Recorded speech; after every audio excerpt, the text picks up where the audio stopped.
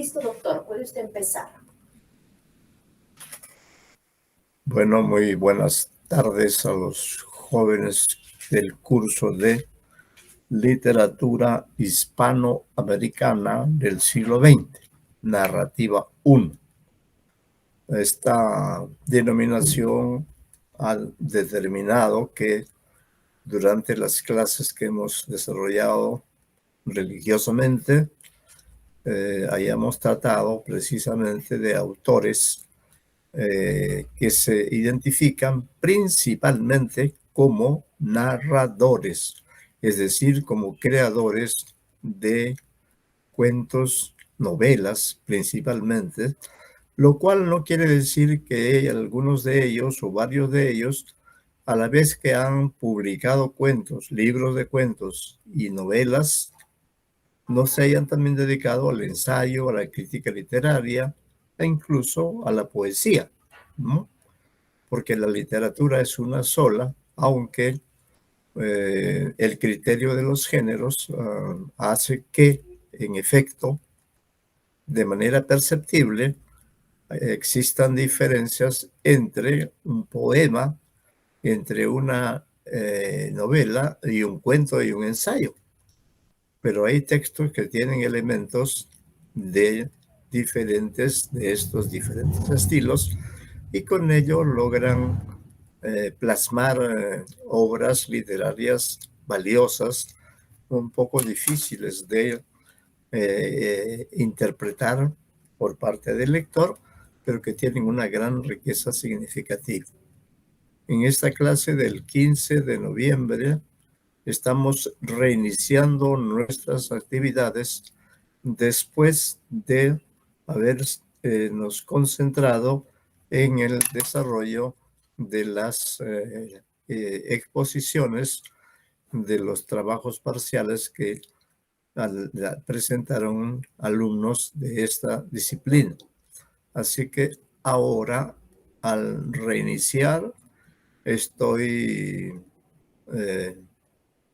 recordando precisamente que ustedes para el examen parcial presentaron sendos trabajos, sendos artículos científicos sobre diferentes cuentos de Borges. Varios cuentos de Borges han sido analizados por ustedes, por cada uno de ustedes, y a propósito de ello, quiero destacar especialmente, aunque en general el nivel de calidad de estos artículos científicos equivalentes de los exámenes parciales, la calidad de los trabajos, digo, es bastante notable. Pero en especial destacaré uno de esos trabajos como un artículo científico que verdaderamente ha sido redactado, realizado con la mayor precisión, con la mayor concreción y coherencia, ¿no? Ha analizado un cuento de Borges y ese análisis es magistral, sobre todo porque el análisis de ese alumno, que ahora mencionaré cuando ya estén presentes, ¿no? Ese trabajo, ese artículo científico, logra comprender, logra hacernos más accesible la lectura eh, a la creación que ha llevado a cabo Borges. Borges es uno de los autores más complejos de la literatura hispanoamericana, ¿no? Sobre este autor, sobre determinados cuentos de este autor, es que nosotros elegimos un total de 6 o 7 cuentos y los que han sido analizados son en orden: Adelante Alvarado Vega, puede ingresar a la clase. Alvarado Vega está presente en la clase. Ahí está el señor Alvarado Vega. Muy buenas tardes. Estamos aquí conectados. Me ven ustedes con unos audífonos porque estoy dictando en un escenario diferente al que lo hago habitualmente. ¿Me escucha, señor Alvarado? ¿Me escucha bien? Sí, profesor. ¿Me escucha profesor, bien? Bueno. Sí, dígame. Aún tengo tiempo para exponer mi parcial la otra semana. Mire, señor Alvarado, uno de los asuntos que más me ha preocupado es que varios alumnos del grupo no presentaron su trabajo en la oportunidad. Y eso a mí me llamó especialmente la atención tratándose, por ejemplo, de usted Alvarado Vega, que siempre Sí, profesor. ha asistido al curso, pero no me envió ninguna comunicación por la cual yo pudiera entender que usted estaba en dificultades para realizar y luego enviar su trabajo. Usted se quedó mudo. Profesor, recuerdo que le dije que iba a tener una cirugía y tuve, tuve una complicación postquirúrgica y la semana pasada estuve completamente paralizado. Sí, Entonces, pero yo, la verdad que si usted me lo dijo, no lo recuerdo con precisión. Lamento que haya usted pasado por esta situación, pero en estos momentos, en esta clase, precisamente vamos a continuar los contenidos del sílabo. Ya el tiempo de los exámenes parciales ya quedó atrás. Yo estuve esperando hasta el final. En la semana pasada se dieron las últimas exposiciones, en la semana 9 hubo 2 clases, la sesión de los martes y la sesión de los jueves, para realizarse las exposiciones. Y lamentablemente en el curso al que usted asiste, de los 6 o 7 alumnos que integran este grupo, sí, a ver, déjeme observar aquí. A ver, ¿cuántos son? Una, 2, 3, 4, 5, 6, son hasta 7 alumnos. Solamente 3 alumnos cumplieron con enviar sus exámenes parciales y expusieron además, porque dimos esa oportunidad que ya no se va a repetir, por cierto, en el examen final, sino que solamente se va a presentar. Yo en este momento, señor Alvarado, tengo todo listo para comenzar el contenido de esta 10ª semana. No podría darle ahora una respuesta acerca de su situación. Como le digo, discúlpeme con toda sinceridad, no recuerdo que usted me haya dicho que iba a tener una intervención y que, claro, luego esa intervención tuvo una suerte de mal resultado, qué sé yo, lo cual ha significado que usted haya perdido la oportunidad. No sé si en la siguiente sección se podría hacer, pero hoy en esta clase ya no es posible que yo le dé una respuesta. Déjeme pensar, porque en cambio en el curso, en este curso del que estamos hablando, a ver, déjeme pensar. En esta clase sí hubo un señor que me escribió y me habló. Me dijo, profesor, no, escribió que dijo que estaba en dificultades por la salud y que por esa razón no iba a presentar su examen, como que efectivamente no lo presentó, pero tampoco se ha hecho presente hasta el día de hoy. Usted reaparece después de varias clases cuando ya todo está dispuesto para continuar, para reiniciar las clases, ¿no?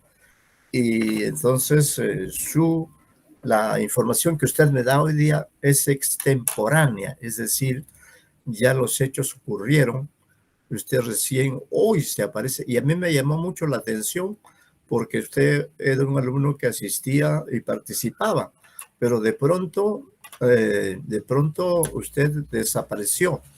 No recuerdo que usted me haya dado una información diciéndome, profesor, me voy a operar, qué sé yo, no voy a poder asistir. No, no dijo nada. Se quedó mudo y yo me quedé con la, diríamos, incógnita de saber por qué usted, especialmente usted, no dio la voz en la semana novena, semana en la cual se hicieron las exposiciones, ¿no? En la semana 9.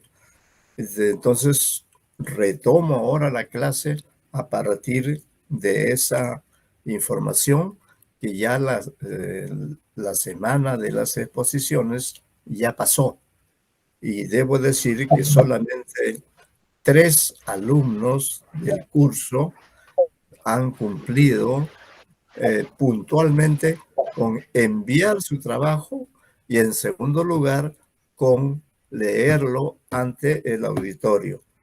Esas personas fueron el señor Minaya Galarza River, que sí cumplió, envió su trabajo y lo leyó el análisis de Enma Sun, y su trabajo resultó bastante bueno, y porque ya ustedes tienen sus notas en el aula virtual. Cada uno habrá visto ya su nota respectiva con un breve comentario, pero este trío de alumnos del curso cumplió con las pautas que ya se conocen para estos casos. En segundo lugar, la señorita, si no me equivoco, Torres Canchanya, ella también envió su trabajo y expuso su versión de 3 versiones de Judas, cuento de Borges, muy complicado, pero que ella realizó con bastante solvencia académica. Por eso ella también tiene una nota buena, como seguramente ya se habrá enterado y ha visto. Y por último, quiero destacar el trabajo del señor Trujillo Carrasco, a quien puse la nota más alta de este trío porque su trabajo fue extraordinario. Lo tengo acá a la mano y se los muestro, ¿no? Se los muestro. Aquí está el trabajo del señor Trujillo Carrasco Agui, que dicho sea de paso, ya está en el aula, ya para comenzar la clase en unos minutos más. Veo que también ha ingresado la señorita Juárez Antón, que tampoco se presentó, y también el señor Barton.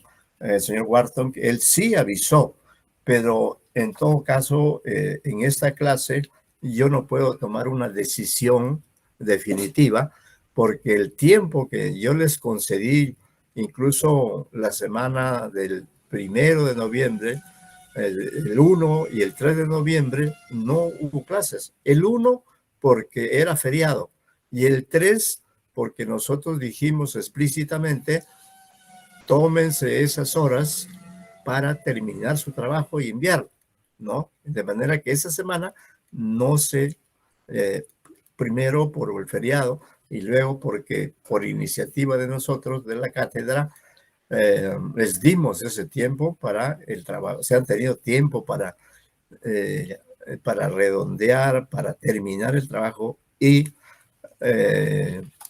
enviarlo y someterlo a la exposición, como ha sido la pauta en esta oportunidad. Entonces, quiero destacar antes de comenzar que, como todo artículo científico, el señor Trujillo Carrasco Agui Harold envió un trabajo que se llama Sobre traidores y héroes, reflexiones metaficcionales en un cuento de Jorge Luis Borges. Efectivamente, allí en la introducción, él nos señala que el cuento que él analizó magistralmente es el del tema del traidor y del héroe, que está en uno de los primeros importantes libros de Jorge Luis Borges. Y aquí nos indica también que toma en cuenta las ideas sobre el arte expuestas por Oscar Wilde en su ensayo The Decade of Lying. También anuncia un análisis del mismo y luego señala que ha utilizado el modelo hermenéutico de Carlos García Bedoya. Ha tomado conceptos de esta hermenéutica y con todos ellos ha trabajado. Mandó las palabras clave, el abstract, vino luego la introducción. No voy a leer el trabajo, ya se hizo en su momento, pero sí quiero destacar primero la introducción, luego una revisión de la crítica sobre el tema del traidor y del héroe. Es también muy bien construida, con citas inclusive de los autores que han analizado ese relato antes de la versión del señor Trujillo Carrasco. Magnífico el trabajo. Ha hecho, como le digo, una historia de los antecedentes, es decir, de aquellos que analizaron el cuento de Borges. Luego también nos presenta su marco teórico en forma adecuada, aludiendo a los autores que ya mencioné y por eso no repito. Y en el punto 4 hace el análisis del tema del traidor y del héroe. Exactamente en la página 9. A partir de allí, él realiza el análisis, para lo cual incluso utiliza figuras, ¿no? En la página 10 tenemos una primera figura. Yo señalo genéricamente porque entiendo que ustedes pueden ver incluso ese trabajo, ¿no? En el aula virtual, y es un trabajo que yo recomiendo que el señor Trujillo Carrasco trate de presentar este artículo para que sea publicado como artículo científico, porque es magistral, ¿no? Ha utilizado figuras, 2 figuras de su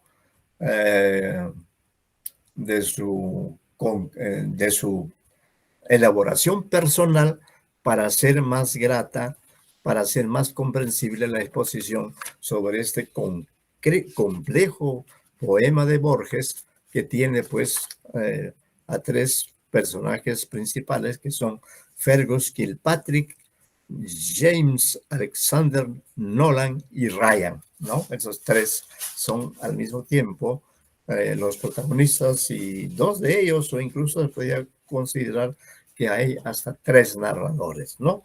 Entonces hace muy interesante el análisis. Hay una tercera figura, ¿no? Que nos permite, y una cuarta figura que nos permite comprender perfectamente la creación, ¿no? La creación que ha realizado Jorge Luis Borges, y luego también plantea las conclusiones adecuadas, ¿no? Y la revista, la bibliografía también es completa, es selectiva, y todo ello hace que el trabajo del señor Trujillo Carrasco sea un modelo de trabajo. Buenas tardes, me dicen allí, yo estoy, por favor, registren su asistencia a esta sesión. Eso es todo lo que les puedo decir respecto a estas circunstancias en las cuales vamos a comenzar en esta semana, que es ya la semana 10, hay un material que fue ya presentado hace varios días, ¿no? Y hoy día les doy el título de ese material del curso que está dedicado a Juan Rulfo. Leo el título completo. Juan Rulfo, su trayectoria nacional e internacional. Ahí hay una N de más en la palabra e internacional. Análisis de algunos cuentos de El Llano en Llamas, ¿no? El Llano en Llamas es el nombre del libro de cuentos que se publicó en 1953. De manera que el próximo año, el año 2023, seguramente se realizarán algunos congresos dedicados a analizar otra vez, ¿no? Y allí el señor Trujillo Carrasco podrá presentar quiero decir, bueno, sí, podrá hacerlo, ¿no? Aunque el texto que ha trabajado magistralmente es uno referente a Borges. Bien. Entonces, hoy día vamos a dar lectura a los materiales que yo he preparado para desarrollar este tema específico.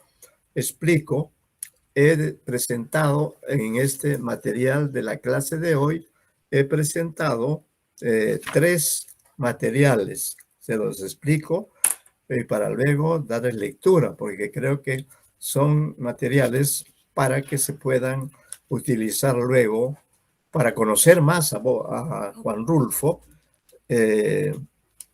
Y otro, el segundo trabajo que presento también es el análisis de un famoso cuento de Juan Rulfo, que también es la segunda parte del texto del curso de la clase de hoy, y en la página 5 aparece esa segunda parte. La primera se llama Juan Rulfo por Teodosio Hernández. La segunda es Juan Rulfo acerca de la condición humana y los recursos narrativos. Es un fragmento de un trabajo de un profesor que está citado allí, que ha analizado varios autores de la literatura hispanoamericana, y él es el que analiza uno de los textos de Juan Rulfo. Y por último está también pues la propuesta parcial que yo hago de una propuesta de clasificación de los cuentos del Llano en Llamas de Juan Rulfo, 1917-1986.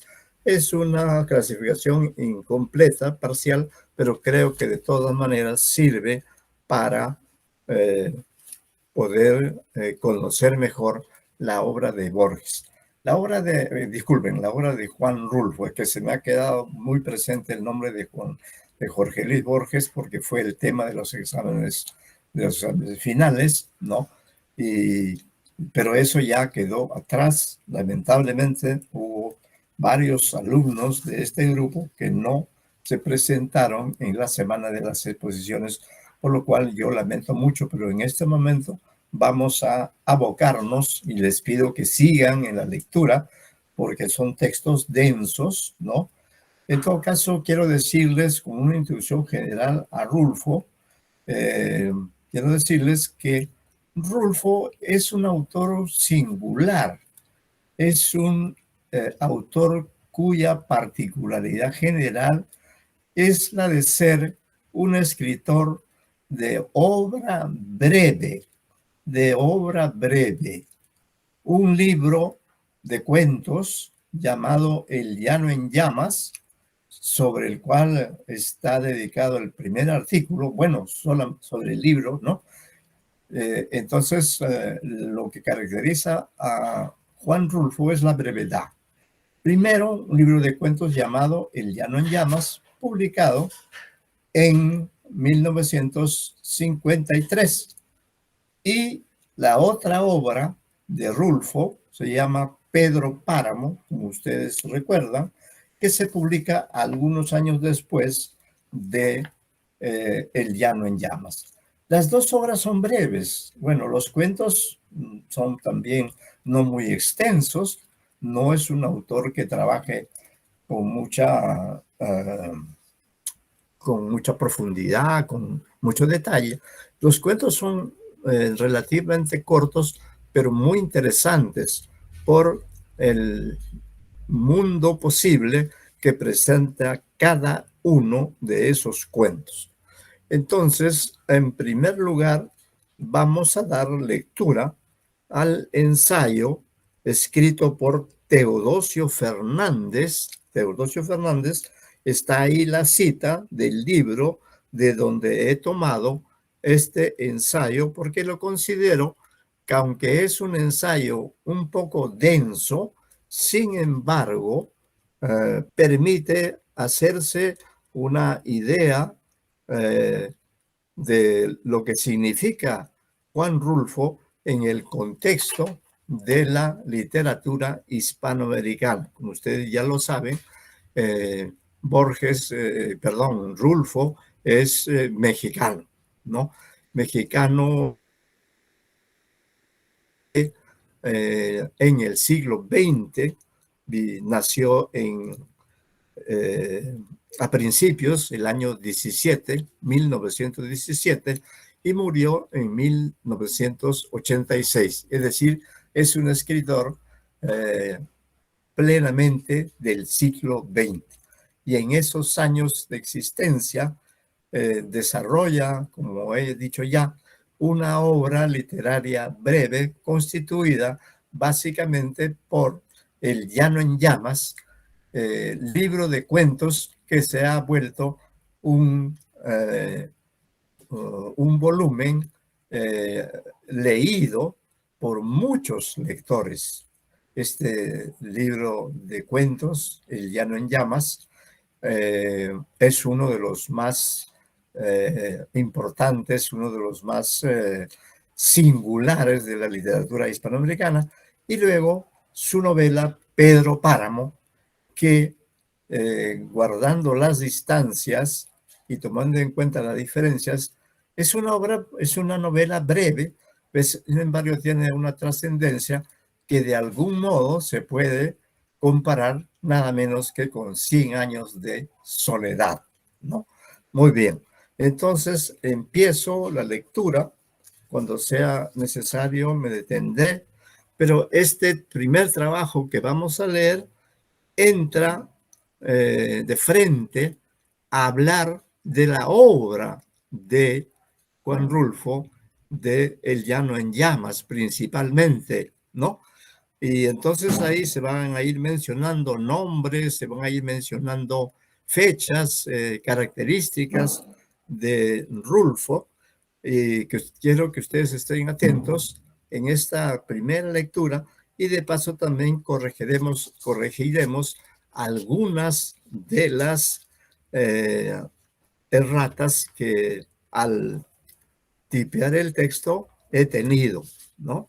Eso también es importante que ustedes participen en esa tarea de revisión y de corrección de algunas erratas que se han deslizado en la lectura, en la escritura y en la presentación, pues, del texto, ¿no? Entonces es Teodosio Fernández quien nos dice acerca de Juan Rulfo las siguientes palabras. Vayan subrayando el texto, tomando nota, porque, como le digo, el método de Teodosio Fernández es una especie de método circular, ¿no? Es decir, no presenta a Borges Juan Rulfo de manera cronológica, sino entra de frente a mencionar El llano en llamas, y a partir de ahí ya también va dando datos acerca de la vida, de la trayectoria del escritor mexicano Juan Rulfo. Quiero decirles también que deben ustedes recordar que el siglo XX fue un siglo especialmente complicado en México. Ellos tuvieron una revolución, la primera revolución en el siglo XX, una revolución mexicana conocida, reconocida, que se produjo en 1910, es decir, 7 años antes de la Revolución Rusa de 1917, que es por coincidencia el año de nacimiento de Juan Rulfo, ¿no? Pero hablando de la Revolución Mexicana, significó esta revolución un movimiento de renovación de la realidad mexicana que había estado gobernada muchos años por el presidente Porfirio Díaz, ¿no? Porfirio Díaz fue derrocado en 2010, en el 1910, y a partir de esa fecha, diríamos, la Revolución Mexicana trató de modernizar el país, tarea bastante difícil y que estuvo llena de dificultades. México, por otra parte, es un país con una tradición rural, con una tradición campesina parecida a la del Perú. Entonces, Rulfo también no es un autor costeño, cosmopolita, no. Él es un autor que nace en Jalisco, ¿no? Que es parte de Guadalajara. Y en ese contexto es que él inicia en algún momento su vida literaria. ¿Qué es lo que nos dice Teodosio Fernández? Dice: los relatos reunidos en El Llano en Llamas y otros cuentos, 1953, la novela Pedro Páramo, 1955, bastaron para convertir a Juan Rulfo, entre paréntesis las fechas de su nacimiento y muerte, Sayula, 1917, es el año que nace, México, Distrito Federal, 1986, es el año de su muerte. Bueno, entonces dice, bastaron para convertir a Juan Rulfo en una figura fundamental de la narrativa hispánica del siglo XX. En realidad debería decir hispanoamericano. De los cuentos incluidos en el volumen citado, es decir, El Llano en Llamas, quizás los más antiguos eran, comillas, Nos han dado la tierra. Ese es el nombre de un cuento. Y Macario, está entrecomillado, y por tanto, estos serían los cuentos más antiguos, publicados en la revista Pan de Guadalajara, en julio y noviembre de 1945. Es decir, antes de publicarlos en este libro, El Llano en Llamas, estos cuentos fueron publicados en años anteriores, probablemente en revistas. ¿Cuáles son?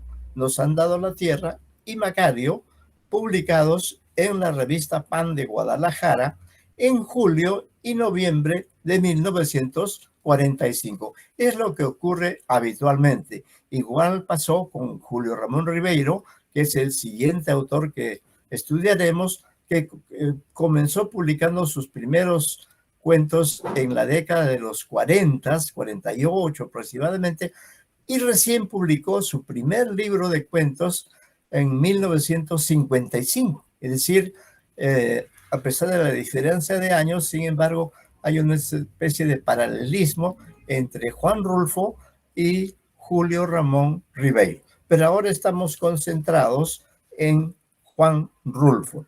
Entonces, el primero, él ahora da algunas líneas acerca de los dos cuentos que se habían publicado en 1945, ¿no? El primero, es decir, Nos han dado la tierra, hacía sentir plenamente la aridez del Llano Grande, en el sur del estado de Jalisco, y a la vez la desolación de los campesinos agotados por el calor y defraudados por el gobierno que les había asignado esas tierras agrietadas y sedientas, inútiles para el cultivo. El segundo, es decir, Macario, ¿no? El cuento Macario, el segundo monólogo en la voz de un idiota, así dicen, hacía aún más evidente la inclinación a adoptar perspectivas insólitas a la hora de narrar. Luego, en la revista América de México, Rulfo fue dando a conocer otros cuentos. ¿Cuáles son estos? Es que somos muy pobres, 1947. La cuesta de las comadres, 1948. Talpa, 1950. El llano en llamas, 1950. Es decir, el llano en llamas es el nombre de un cuento, pero a la vez es el nombre del libro donde aparece, por supuesto, este cuento que tiene el mismo nombre del libro, ¿no? El llano en llamas, 1950. Diles que no me maten, 1951, confirmando su interés por un ámbito campesino signado por la pobreza, por las sequías o los aguaceros, por la violencia irracional de los bandoleros, por crímenes pasionales o como consecuencia de disputas por el ganado, por los pastos. El llano en llamas y otros cuentos reunió esos relatos con no pocas correcciones, junto a otros 8 más que confirmaban y enriquecían las características del aniversario literario de su autor. ¿Cuáles son esos cuentos? El hombre, entre comillas, en la madrugada, entrecomillado también, Lubina, entrecomillado, la noche que lo dejaron solo, entre comillas, acuérdate, entre comillas, no oyes ladrar los perros, entrecomillado, Paso del Norte, entre comillas, y Anacleto Morones, entrecomillado. Esos cuentos que se han mencionado, como hemos dicho, todos ellos están reunidos en el libro de relatos de 1952 y algunos, o si no todos, son pues extraordinarios. Bien, en 1955 aún daba a conocer otros 2 cuentos, que son El día del derrumbe, que está entrecomillado en la página 2 de nuestro material de enseñanza, de Matilde Arcángel, debería haber comillas después de Arcángel, la herencia de Matilde Arcángel, incorporados a la edición de El llano en llamas en 1970. Entonces aquí quiero señalar algo que se da en el campo de la literatura. Como ya hemos señalado, Juan Rulfo publicó su libro de cuentos El llano en llamas en 1953, con un buen número de cuentos que ya hemos mencionado a lo largo de nuestra lectura. Pero ocurre lo siguiente, ocurre que un autor, como es dueño de su obra literaria, él puede hacer una segunda edición, que es lo que se está señalando aquí, que volvió a publicar. La primera vez que publicó El llano en llamas fue en 1953, y una segunda edición de ese mismo libro apareció en 1970, y ahí incluyó 2 cuentos más, ¿no? De manera que, diríamos, las obras literarias tienen ese proceso, están sujetas a la voluntad del autor, que al hacer la segunda edición de un libro puede aumentar cuentos.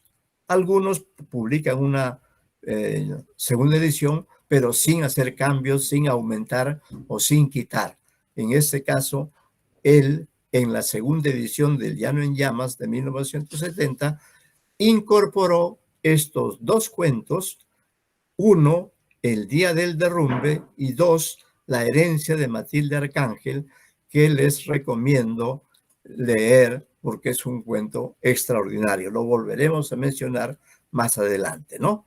Entonces, en 1970, Juan Rulfo ha publicado ya la segunda edición de su libro de cuentos.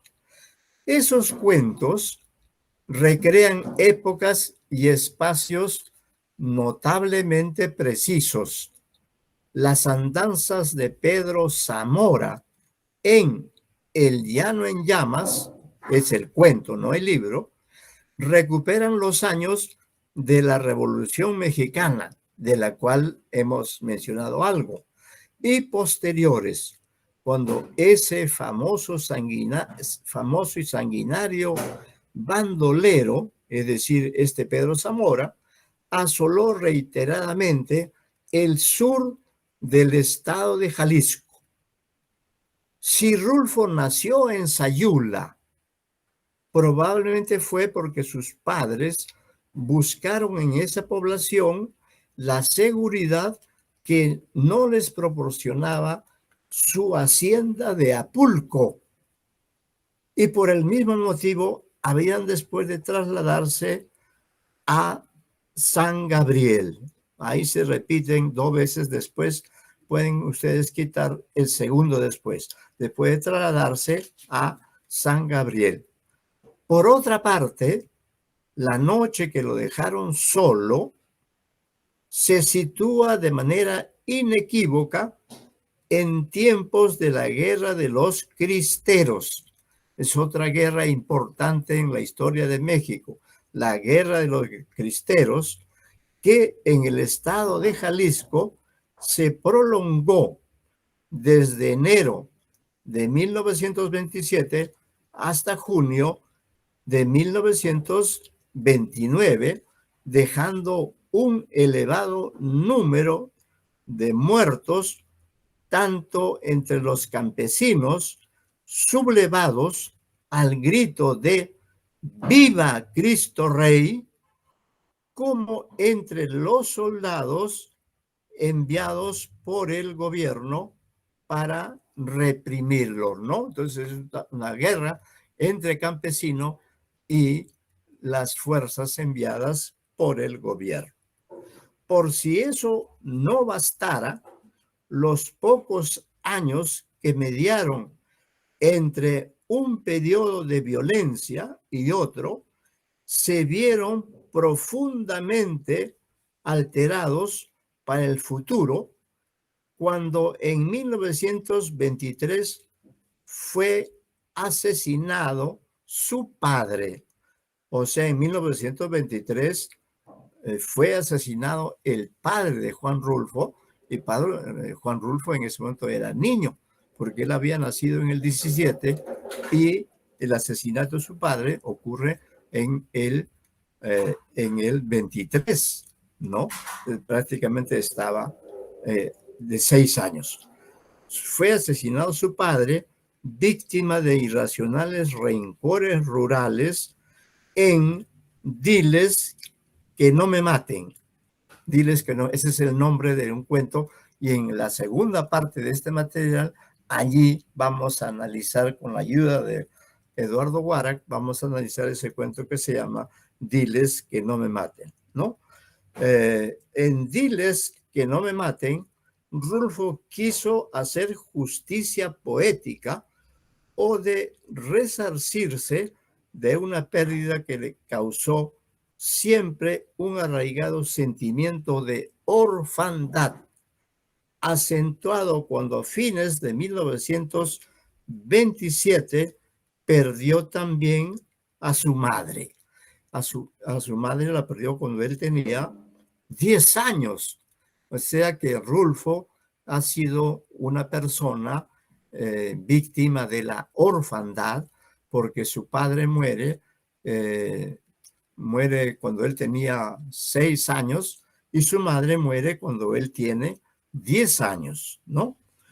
El llano en llamas, retomamos la lectura, el llano en llamas parece haber sido sobre todo una variada recreación de aquellos años de la infancia en los que pudo sentir de cerca la violencia que amenazaba a los suyos y escuchar relatos que hablaban de los tiempos difíciles y aún recientes de la revolución y del bandolerismo, que vuelve a encontrar eco en No oyes ladrar los perros, nombre de un cuento, o de crímenes o venganzas como los que luego habría de recuperar en El hombre y otros cuentos. Ciertamente, algunos de ellos pueden referirse a tiempos posteriores. Hay cuentos que... O sea que la mayor parte de los cuentos de Rulfo están referidos a la década de, vamos a decir, de los 40, quizá de los 50, y sobre todo en el mundo campesino, en el mundo rural, donde hay violencia, donde él sufre la muerte de su padre y de su madre, ¿no? Pero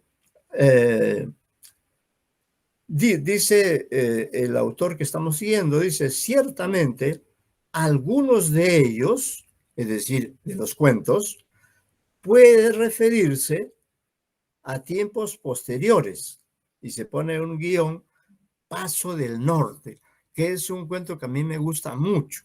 Paso del Norte, así entrecomillado, parece inspirado en los movimientos migratorios de los años 40 hacia Estados Unidos. Ustedes saben, ¿no? Bueno, termino esto, dice, y otros podrían evocar a la vez movimientos distintos de la historia mexicana del siglo XX. Probablemente el, comillas, el reparto, la repartición, al que se alude en el cuento La Cuesta de las Comadres, y que defrauda a los protagonistas de Nos han dado la tierra. Está relacionado con la reforma agraria impulsada en los años 30 por el gobierno de Lázaro Cárdenas, ¿no? De Lázaro Cárdenas. Pero podría situarse también antes, en los tiempos de la revolución y de los primeros y fallidos programas que pretendieron dar tierra a los campesinos, despojados ya, como tras la guerra de los cristeros, de las armas y los caballos con que habían participado en el conflicto, ¿no? Entonces, por lo que hemos leído hasta el momento, podríamos decir que si quisiéramos comparar los cuentos de Rulfo, ambientados principalmente en las zonas rurales, en épocas de revolución, en épocas de escasez económica, los cuentos de Rulfo, si quisiéramos compararlos con los cuentos de algunos escritores peruanos, que requieran también situaciones similares a las que emplea Rulfo, podríamos mencionar principalmente a dos autores peruanos, con los cuales podríamos comparar, repito, el ámbito, el espacio representado en dichos relatos. Uno de ellos podría ser, por ejemplo, Ciro Alegría, ¿no? Que como ustedes saben, tiene novelas como El mundo de Sancho y Ajeno, principalmente también situado en el mundo rural, aunque incluye también el mundo campesino, o La serpiente de oro, ¿no? Un cuento ambientado también en el mundo rural peruano. Y Los perros hambrientos, igualmente otro libro también situado en el mundo rural. Entonces hay esa afinidad, que es también la afinidad que hay entre Rulfo y no solamente Ciro Alegría, sino también José María Arguedas, ¿no? ¿Y por qué ocurre esta semejanza? Porque recuerden ustedes que México y Perú fueron países que tuvieron grandes culturas en el pasado, grandes culturas. La cultura azteca en México y la cultura inca en el Perú. Pero ambos imperios prehispánicos fueron conquistados por los españoles, como ustedes saben, ¿no? Entonces, estos españoles, encabezados en México por Hernán Cortés y en el Perú por Francisco Pizarro, ¿no? Se apropiaron no solamente de la tierra en estos respectivos imperios, sino también se apropiaron del trabajo de los campesinos. Todo esto que ocurrió ya hace varios siglos, de alguna forma se mantiene en forma de problema, en forma de conflicto, en forma de violencia, en estos cuentos de estos tres autores que hemos mencionado, pero a quien estamos siguiendo es a Juan Rulfo, ¿no? Es decir, Juan Rulfo, lo que he querido señalar es que tiene muchos puntos de muchos puntos de parecido, de semejanza con nuestros autores, Ciro Alegría y José María Arguedas, que nacieron algunos años antes que Juan Rulfo, pero en alguna medida se les puede considerar contemporáneos, que además son autores de la literatura de del siglo XX, ¿no? Continuamos. Dice, esa atmósfera de violencia, de muerte y de pobreza se convirtió en una característica fundamental de la obra de Rulfo. Entonces, en los cuentos de Rulfo, incluso en su novela Pedro Páramo, vamos a encontrar violencia, muerte, pobreza, ¿no? Una característica fundamental de la obra de Rulfo. Otra guardaba relación con la voz peculiar de sus narradores, sin duda variados, pero que en su mayoría parecían remitir a la condición oral de los relatos. Eso es algo que también se destaca mucho en los cuentos de Rulfo, la oralidad, así también como en Ciro Alegría y en José María Arguedas, ¿no? Entonces dice a la condición oral de los relatos, que aunque él a veces pudo escuchar durante su niñez, que discurrió sobre todo en San Gabriel, ¿no? Esa es la ciudad donde hizo su infancia. En Acuérdate, que es otro cuento, nueva historia rural de pobreza y de muerte, puede verse una buena muestra de ese procedimiento, que parece preferir voces características de su tierra natal, como la del bodeguero que relata el final de El hombre, que es un cuento, o la del viejo campesino de En la madrugada, es otro cuento, ¿no? Acusado de matar a su patrón, o la del arriero, que recuerda una relación familiar marcada por el odio y el resentimiento en la herencia de Matilde Arcángel, que como hemos dicho, es un cuento muy importante de Juan Rulfo.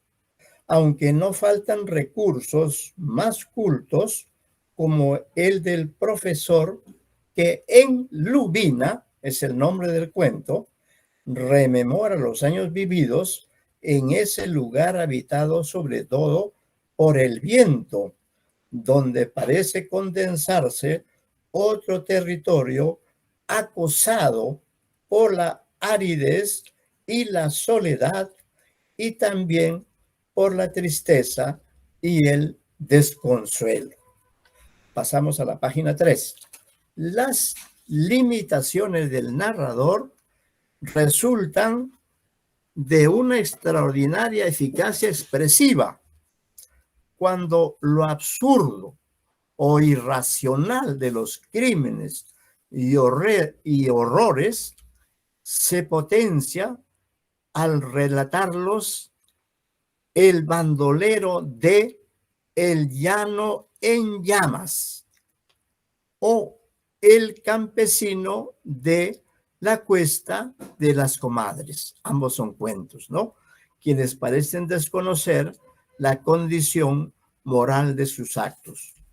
Otro tanto cabe decir del idiota, que en Macario, ese es el idiota, es el nombre del cuento, revela sin saberlo tanto la sórdida sexualidad de que es objeto como las réplicas violentas que genera comprender que genera su propia violencia consciente, o del niño que en Es que somos muy pobres, nombre de un cuento, cuenta sin comprender el todo el destino de Pirujas. Pirujas es un mexicanismo que significa aproximadamente prostitutas, ¿no? Entonces, en este cuento, Es que somos muy pobres, cuenta sin comprender del todo el destino de Pirujas reservado a sus hermanas. Nueva oportunidad para mostrar una visión morbosa de las relaciones sexuales que otras veces están ligadas al incesto, como En la madrugada, ese es otro cuento, o discurren en el seno de núcleos familiares en los que el adulterio y el crimen, como en Talpa, aparecen estrechamente vinculados. Entonces, quería decirles que Talpa también es un relato célebre de Rulfo, ¿no? Ese atormentado universo literario no siempre fue incompatible con la ironía y el humor. La embriaguez y la violencia se conjugaron con la sátira política en El Día del Derrumbe, ese es el nombre del cuento. Y Lucas Lucatero ofreció una visión burlesca y apicarada de las convenciones morales y las creencias populares en Anacleto Morones. Anacleto Morones es otro cuento célebre de Juan Rulfo, está en El Llano en Llamas, y ahí aparece un personaje que es el que cuenta la historia, ¿no? Este personaje se llama Lucas Lucatero. Miren ustedes lo curioso de su nombre, ¿no? Y entonces todo eso se da pues en este cuento llamado Anacleto Morones, que les recomiendo leer. Bueno, dice, hemos dado ya una visión a través de este autor del contenido de los varios cuentos que ha publicado Rulfo en El Llano en Llamas. Continuamos con otra faceta de Rulfo. Dice, a la vez que escribía sus cuentos, Rulfo trabajaba en una novela que se iba a titular Los Murmullos o Una estrella junto a la luna, y que finalmente habría de ser Pedro Páramo, de la que adelantó algunas muestras, guión, las que tituló, comillas, un cuento, coma, comillas, fragmento de la novela Los Murmullos o Una estrella junto a la luna y Comala, luego reformadas en distinta medida a lo largo de 1954. Por entonces parece haber dado con la fórmula adecuada cuando decidió llevar a sus personajes a un ámbito más allá de la muerte, donde habitaban las ánimas en pena de las historias de espantos que habían escuchado de labios de los campesinos de Jalisco e incluso de miembros de su propia familia. En sus relatos breves ya había ensayado los procedimientos narrativos aptos para desarrollar una historia que era a la vez de Juan Preciado, famoso personaje, quien tras morir su madre viaja hasta Comala en busca de su padre, y la de Pedro Páramo, señor de vidas y haciendas, en ese lugar que un día fue próspero y ahora es un espacio desolado en la mera boca del infierno. Bueno, Pedro Páramo pues es una novela que se publica en el año 1955. Su lectura no es fácil porque, como dice aquí Teodosio Fernández, en esa novela Rulfo decidió llevar a sus personajes a un ámbito más allá de la muerte, donde habitaban las ánimas en pena de las historias de espantos que habían escuchado, ¿no? Entonces,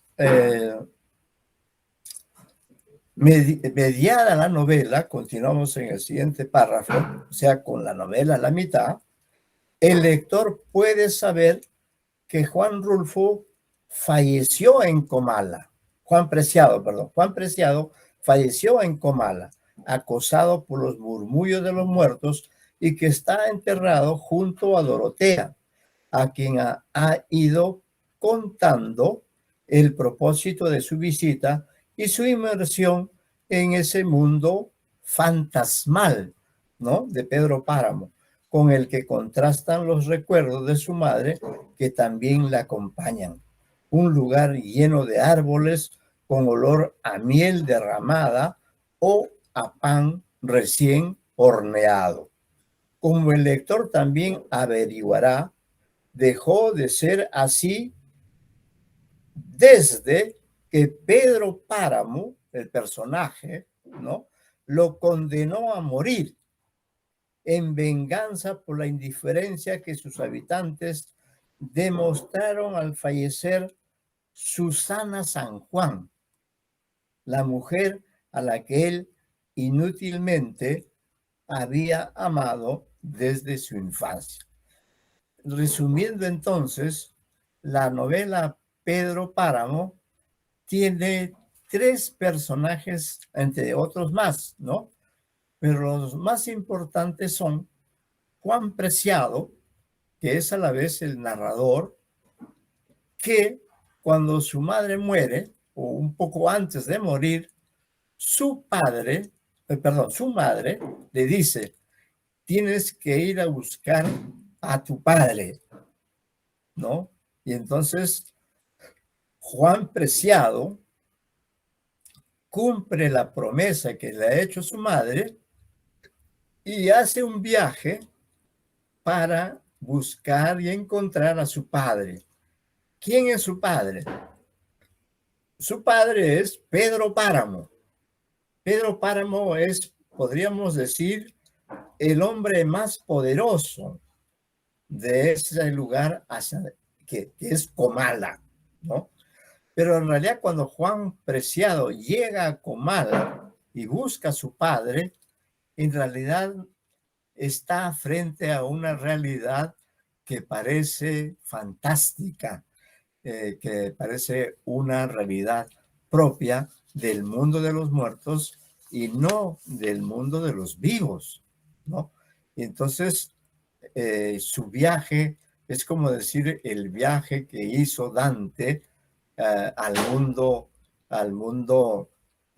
ultraterrenal en su famosa Divina Comedia.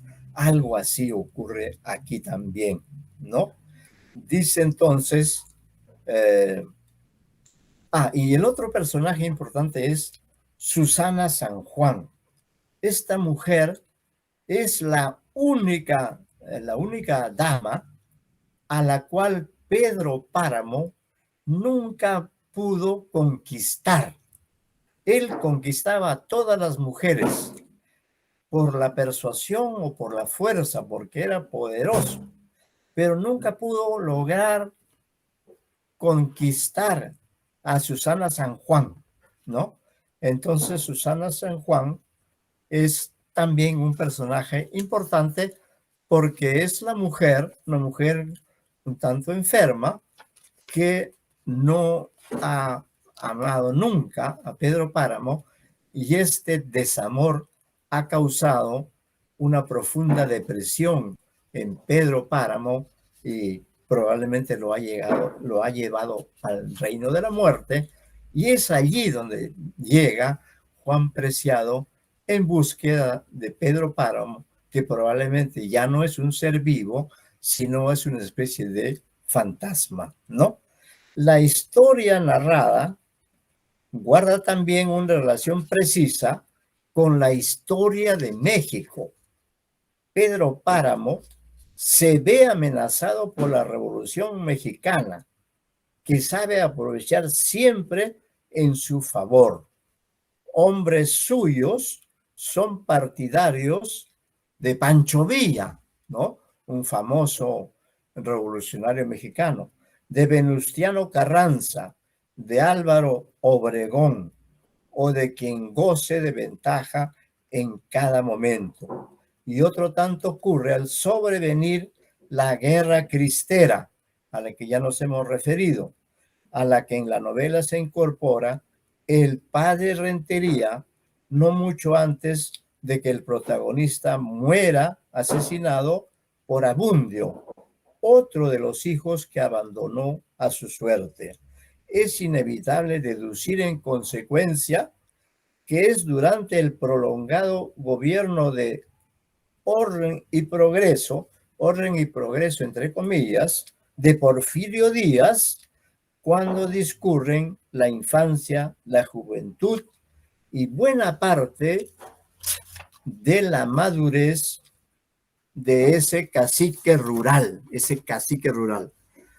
y que la historia se recupera desde un tiempo posterior, cuando Juan Preciado se interna en ese mundo de muertos para integrarse en él.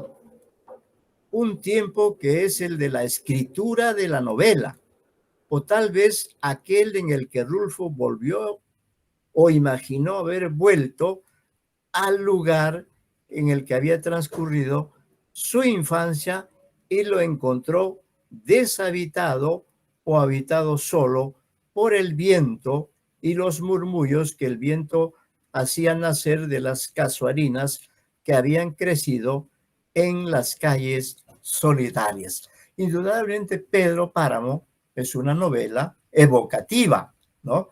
Es una novela de recuerdos del pasado que sin duda los vivió Juan Rulfo allí en esas circunstancias, pero al hacer la novela, el personaje que de alguna forma encarna estos recuerdos es Juan Preciado, ¿no?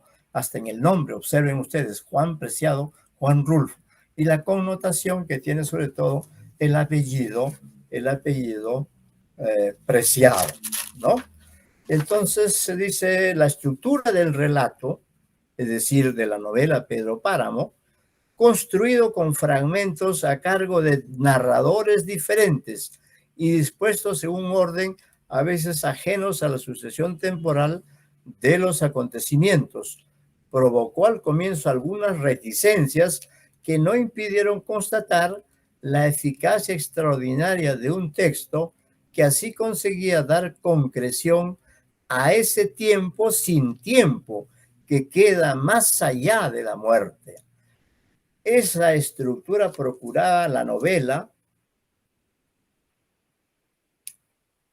una ambigüedad propicia a las interpretaciones simbólicas que han visto en la historia de Juan Preciado una nueva fabulación de la búsqueda del Padre, del paraíso perdido o del centro cósmico, con implicaciones que afectarían tanto a la indagación en la identidad mexicana como al alcance universal de una obra que haría renacer la imaginación mítica en tierras de México.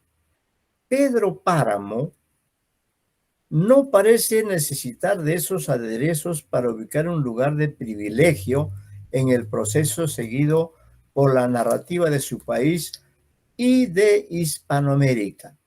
Avanzaba por el camino que abrieron los cuentos de El Llano en Llamas, que habían enriquecido la narrativa realista de la tierra y de la Revolución Mexicana, dominante hasta entonces, con atmósferas y maneras de contar que los escritores de vanguardia podían haber hecho suyas. Ahora, acentuada la eficacia del lenguaje por un laconismo expresivo aún más riguroso, Rulfo conseguía para su relato una tensión poética desconocida, lección que otros grandes narradores hispanoamericanos tratarían de aprovechar.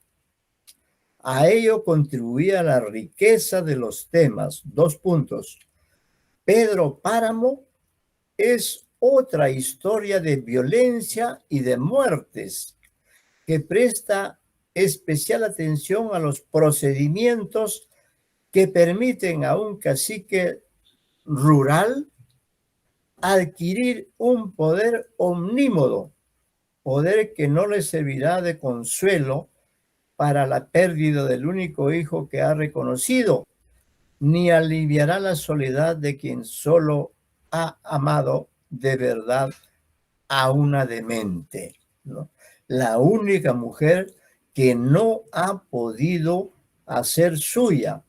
Es también, Pedro Páramo, un análisis de las consecuencias del abuso de poder, que parece centrarse sobre todo en el rencor inextinguible que genera en algunas de sus víctimas y que se mezcla con un profundo sentimiento de orfandad en los hijos abandonados.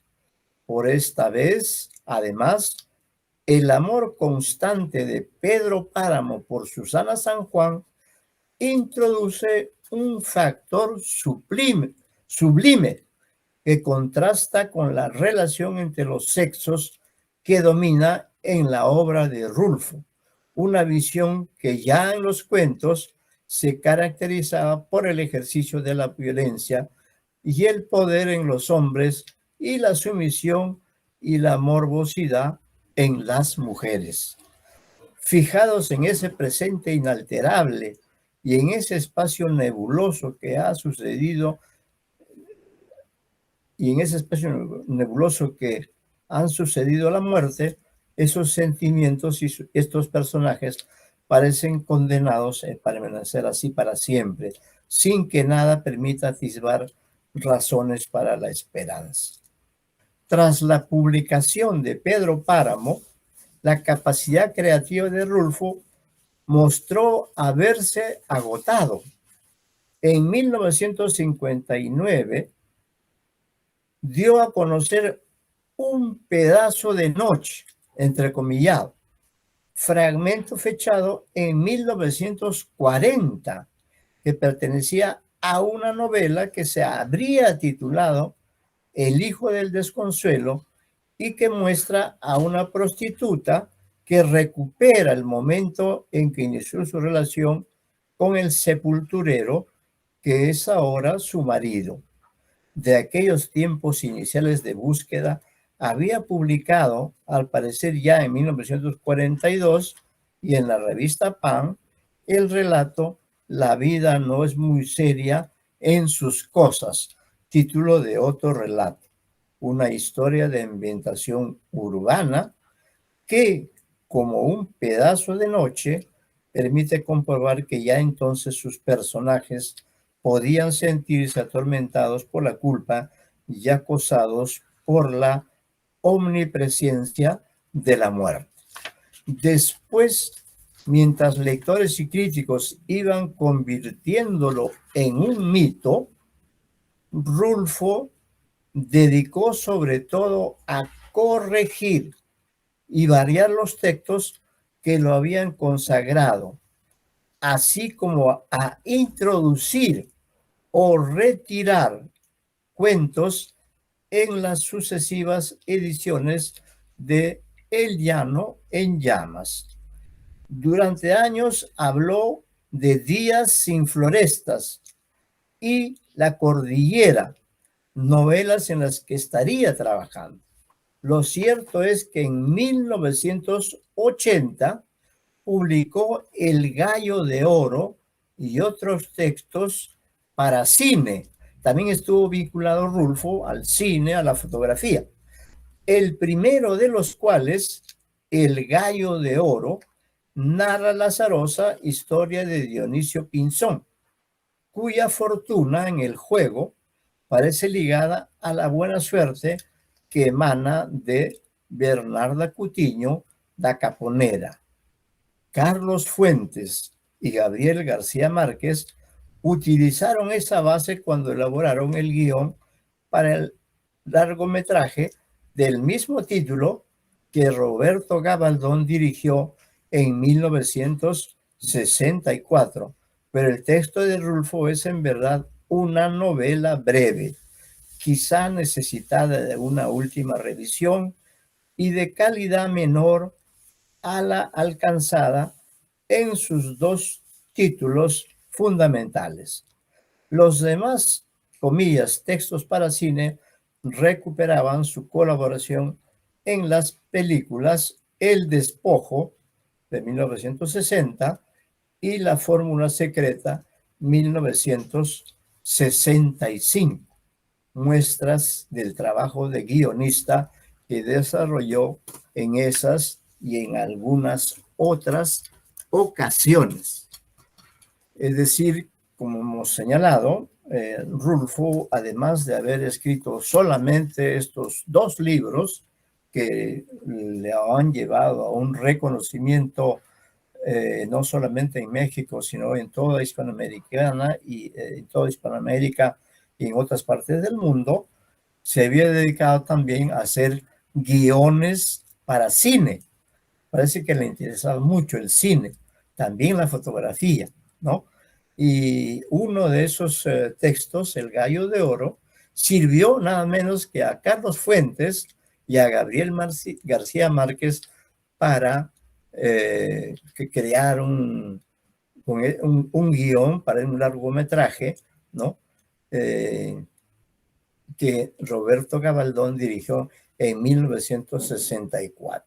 Bueno, estamos ya en 1980, vamos a avanzar hasta allí y luego vamos a conversar de cómo vamos a continuar con este texto que sin duda es un poco denso, ¿no?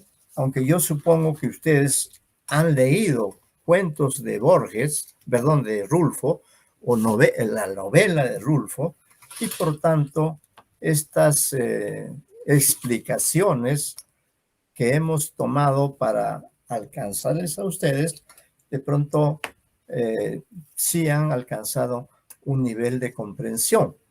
Pero por otra parte, ustedes cuentan con este texto para volverlo a releer y con el auxilio de los otros dos textos que hay también aquí en este material, ustedes llegarán a una comprensión significativa de la literatura de Juan Rulfo, que destaca en el contexto hispanoamericano como cuentista y como novelista, aunque sea de una sola novela, como es Pedro Páramo, ¿no?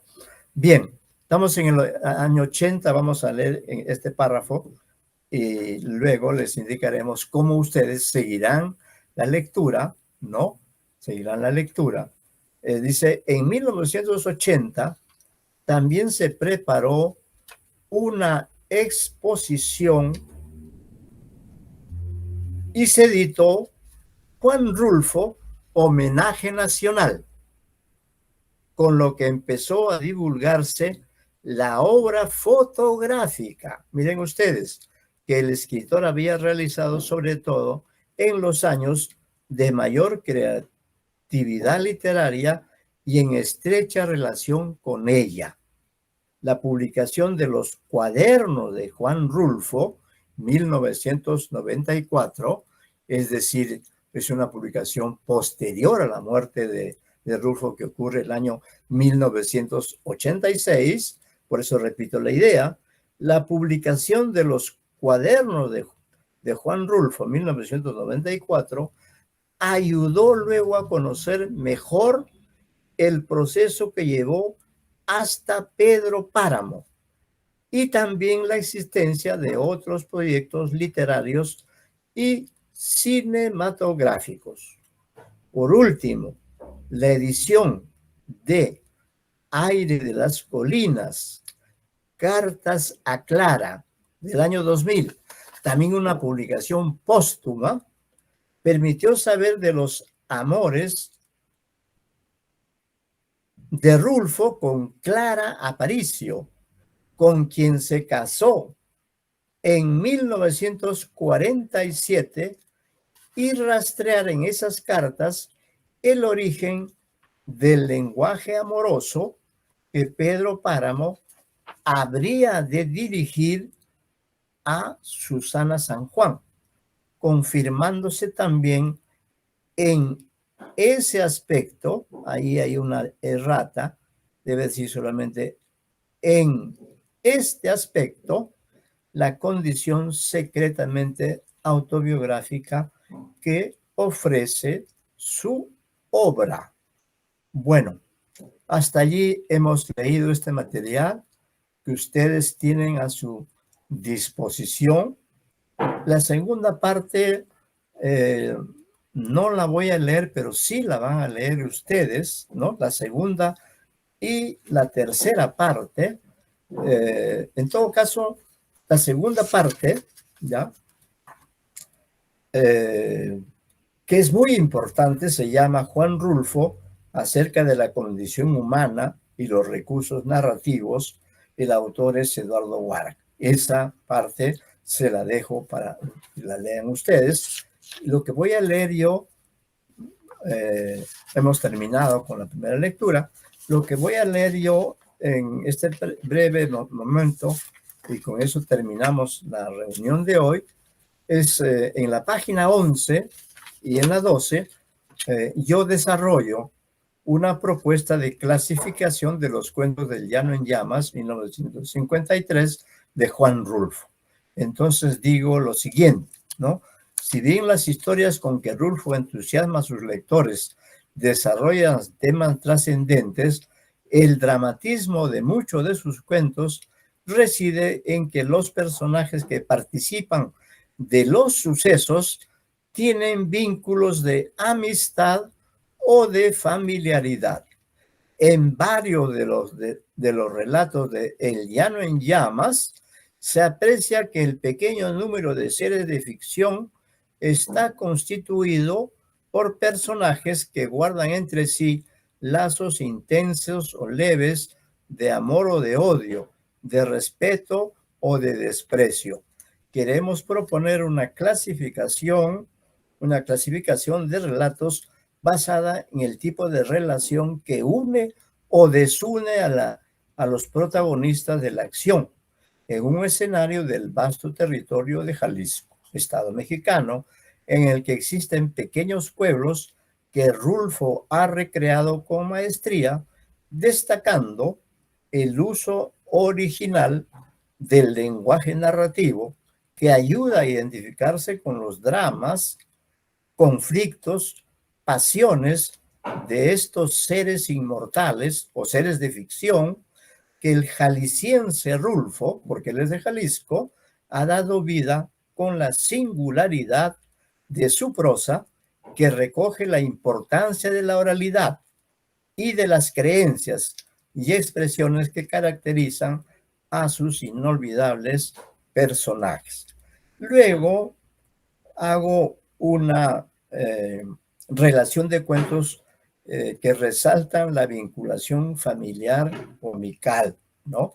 Lo que he dicho es que mucha de la trama, mucha de la historia de los relatos se vuelve tensa porque los personajes son el padre y el hijo, por ejemplo, ¿no? O la madre y el hijo. Entonces, entre esos cuentos que ustedes tendrán que leer, figuran tres que nosotros hemos, cuatro que hemos seleccionado como cuentos en los cuales el núcleo de esas historias tienen que ver con la estrecha relación familiar que hay entre los protagonistas del relato. ¿Cuáles son esos relatos que no leeré, pero que ustedes sí leerán? Son No oyes ladrar a los perros, por ejemplo, es la relación del padre con su hijo. La herencia de Matilde Arcángel, que es también relacionado con, con el conflicto que hay entre el padre y el hijo, ¿no? Paso del Norte, que es un relato que tiene que ver también con la relación del padre con el hijo, ¿no? Bueno, ahí nos quedamos, es decir, la clase termina en este momento y, por favor, ustedes leen esta separata completa porque la próxima clase vamos a trabajar ya con Julio Ramón Ribeiro. Y para ello, ustedes tienen en el aula virtual, tienen mi libro completo con el cual trabajaremos el jueves. Y ustedes tienen la obligación de leer las partes que no he leído de este material de enseñanza. Bueno, ahí nos quedamos hasta el jueves. Muy buenas tardes. Hasta luego. Hasta luego, profesor. Hasta luego. Hasta luego, profesor. Hasta luego.